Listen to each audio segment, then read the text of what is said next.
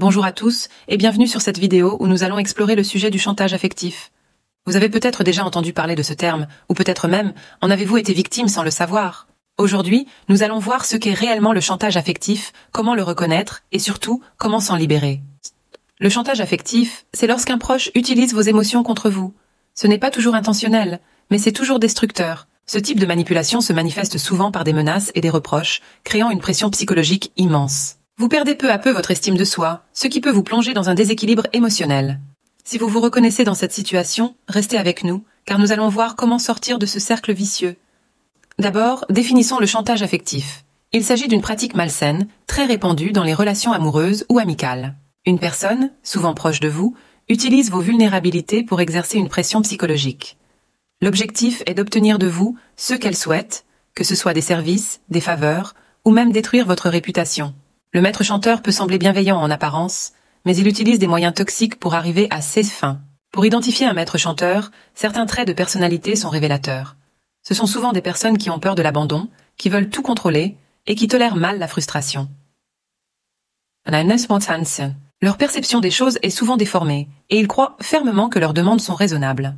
Si vous remarquez ces signes chez quelqu'un de votre entourage, soyez vigilant. Le chantage affectif se manifeste de différentes façons. Il peut se traduire par des réprimandes incessantes, où vous êtes constamment accusé et rendu responsable de tout ce qui ne va pas. Cette culpabilisation systématique vous érode peu à peu, vous faisant perdre confiance en vous. Il y a aussi les menaces. Le maître chanteur vous fait peur, vous terrorise en vous menaçant de détruire tout ce qui vous est cher. Enfin, il y a le mépris, l'insignifiance émotionnelle.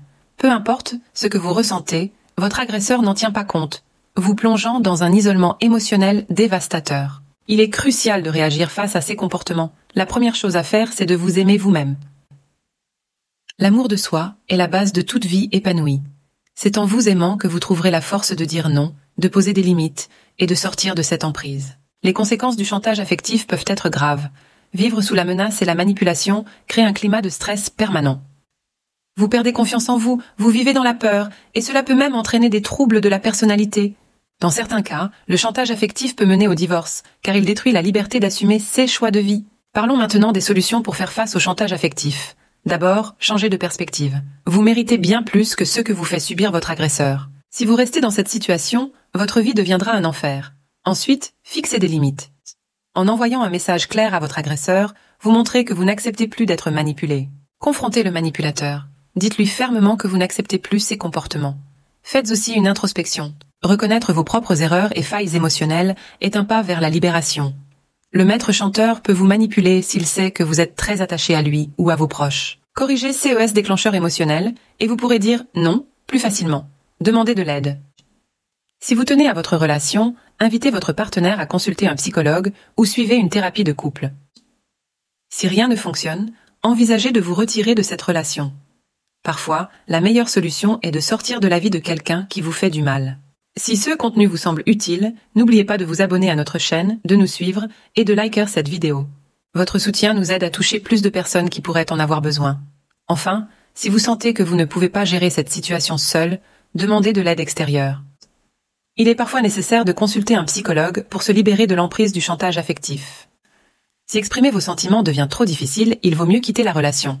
Merci d'avoir suivi cette vidéo. Si vous vous sentez coincé dans une relation toxique, n'hésitez pas à demander de l'aide. Nous proposons des séances de coaching personnalisées pour vous accompagner dans ce processus de libération. Visitez notre site perversenarcissique.org/aide/coaching pour en savoir plus et prendre rendez-vous. Pensez à vous abonner, à liker et à partager cette vidéo pour que nous puissions continuer à aider ceux qui en ont besoin. Prenez soin de vous et à bientôt pour de nouveaux contenus.